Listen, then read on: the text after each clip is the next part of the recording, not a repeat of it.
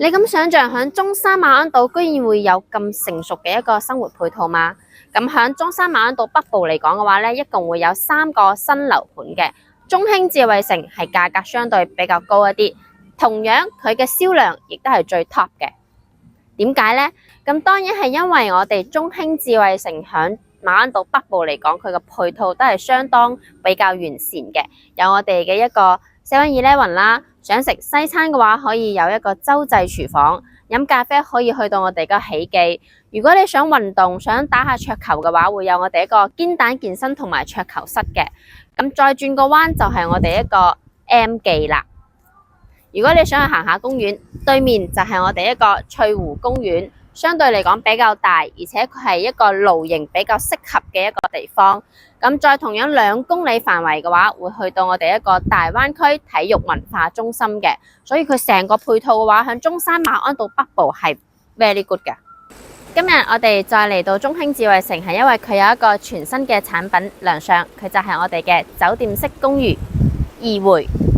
響怡匯出發20分鐘可以直達深圳前海，30分鐘銜接廣州南沙，1個鐘可以達到我哋嘅香港同埋澳門核心城區，實現咗我哋中山安家廣深港工作嘅灣區生活新常態。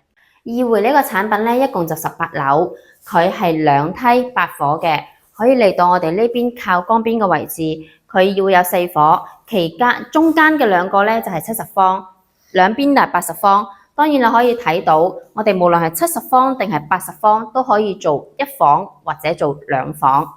期間嘅話呢，你想大啲嘅面積都冇問題，可以將我哋70方同埋80方一齊買低，然之後打通佢，就成為一個大面積嘅單位啦。咁亦都可以睇到，我哋呢度除咗個屏風同埋呢個木嘅電視櫃之外嘅話呢，所有都係膠標。當然啦，除咗我哋嘅軟裝嚇，同埋呢個大理石牆都係㗎。可以睇返佢呢個80方就做咗2個房啦。呢個係我哋嘅辦公區域，同埋一個主人房區域。